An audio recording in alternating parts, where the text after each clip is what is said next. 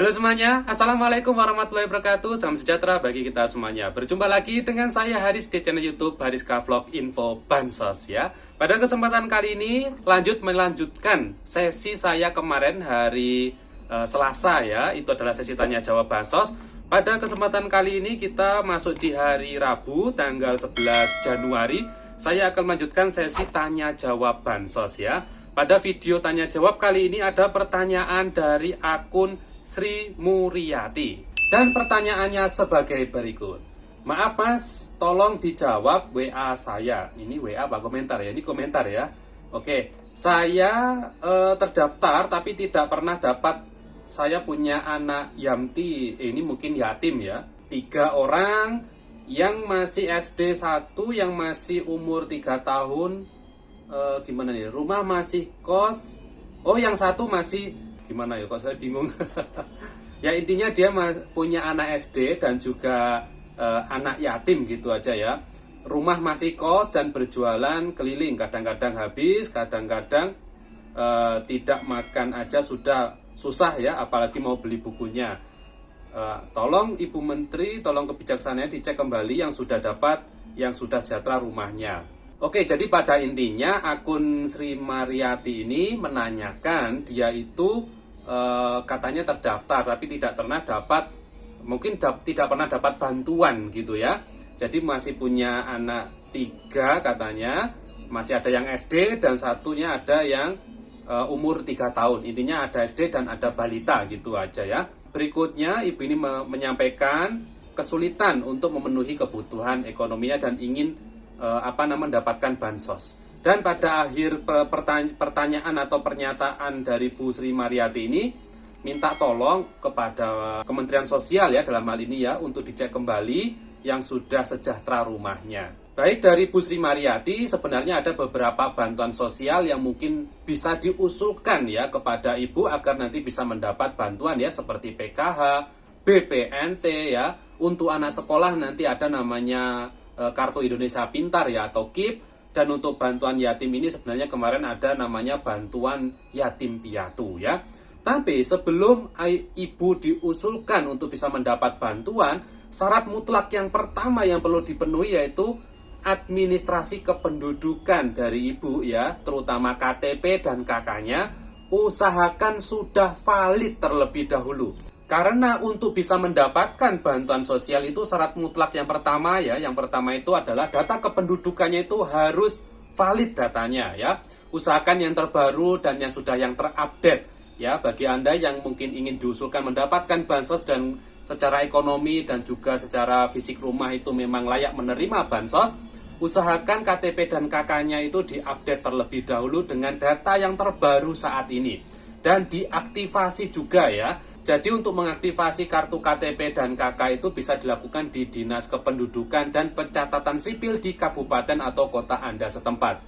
Nanti setelah KTP dan KK-nya sudah terupdate ya, sudah aktivasi, nanti baru Anda bisa minta tolong diusulkan mendapatkan bantuan sosial ya, entah PKH, BPNT dan lain sebagainya. Untuk keluarga itu bisa diusulkan 2 macam bansos ya, yang mungkin bisa diusulkan yaitu adalah PKH, Program Keluarga Harapan, dan juga sembako atau BPNT. Usulnya yaitu melalui desa atau kelurahan Anda masing-masing. Nanti oleh pihak desa ataupun kelurahan nanti akan dilakukan musyawarah desa atau musyawarah kelurahan untuk menentukan apakah nama Anda itu berhak diusulkan atau tidak di dalam data bansos ya. Itu untuk PK atau BPNT, jadi usulnya cukup ke kantor desa atau kelurahan, nanti Anda bisa konsultasi di sana untuk melengkapi persyaratan apa saja untuk pengusulannya. Tapi ingat ya, usul itu bisa jadi diterima, bisa jadi tidak. Jadi tidak semua usulan itu bakal diterima. Selanjutnya untuk anak sekolah itu sebenarnya ada bantuan ya, yaitu namanya Kartu Indonesia Pintar atau KIP.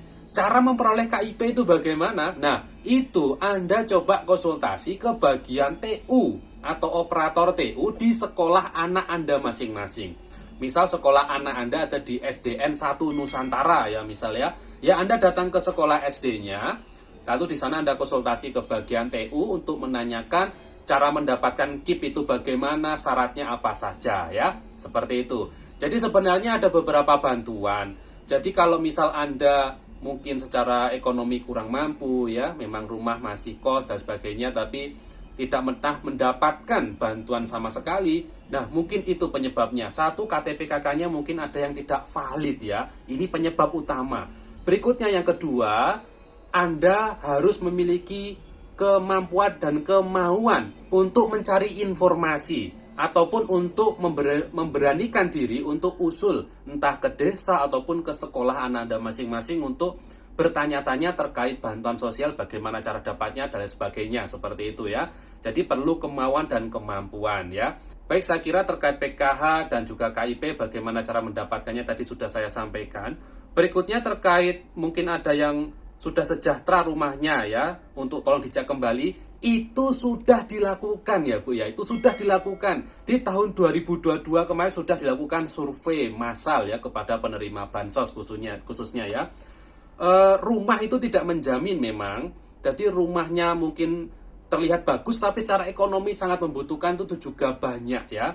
Jadi untuk kriterianya itu tidak sebatas dari rumah, bisa jadi rumahnya itu numpang atau mungkin tidak milik sendiri atau mungkin suruh nempati milik orang dan lain sebagainya. Jadi pada intinya terkait untuk disurvei ulang ya bagi penerima manfaat bantuan sosial yang mungkin sudah sejahtera atau mampu itu sudah dilakukan. Dan buktinya sudah banyak yang tercoret. Jadi sudah banyak yang tercoret. Mungkin kalau Ibu belum mengetahui informasi ini ya saya kasih informasinya tadi itu ya. Tidak hanya pemerintah saja yang mencoret bantuan ya melalui aplikasi SiKenji. Anda atau Ibu sendiri, Ibu Sri Mariati itu sebenarnya bisa kok melaporkan atau menyanggah penerima bantuan yang sudah mampu atau sejahtera. Caranya Anda bisa coba install aplikasi cek bansos yang ada di Play Store. Nanti Anda bikin akun di sana ya. Setelah nanti pembuatan akunnya sukses, Anda bisa menyanggah mungkin penerima bantuan yang sejahtera atau mampu. Anda bisa sanggah di sana siapa namanya, fotonya dan sebagainya, bisa Anda laporkan secara online. Lalu nanti setiap pelaporan yang sudah dilaporkan secara online itu nanti akan ada tim yang survei ke lapangan untuk cek ya apakah yang dilaporkan itu benar sejahtera atau tidak. Kalau benar sejahtera langsung dicoret, begitu Bu ya. Berikutnya tidak hanya pelaporan saja, Ibu juga bisa mengusulkan Ibu sendiri ya di dalam aplikasi cek bansos tersebut. Jadi bisa mengusulkan atas nama Ibu sendiri untuk bisa memperoleh entah PKH ataupun BPNT. Jadi cara usulnya ada dua Bu ya, bisa melalui desa atau kelurahan ataupun bisa melalui aplikasi cek bansos. Baik ya, saya kira pertanyaan dari Ibu Sri Mariati atau akun Sri Mariati sudah terjawab ya. Semoga bisa difahami. Kalau belum paham nanti silakan diulang informasinya dari awal begitu ya. Semoga informasinya bermanfaat dan ketemu lagi dengan saya Haris di video saya berikutnya. Mohon maaf juga kalau ada kesalahan kata dan ucap, dan wassalamualaikum warahmatullahi wabarakatuh.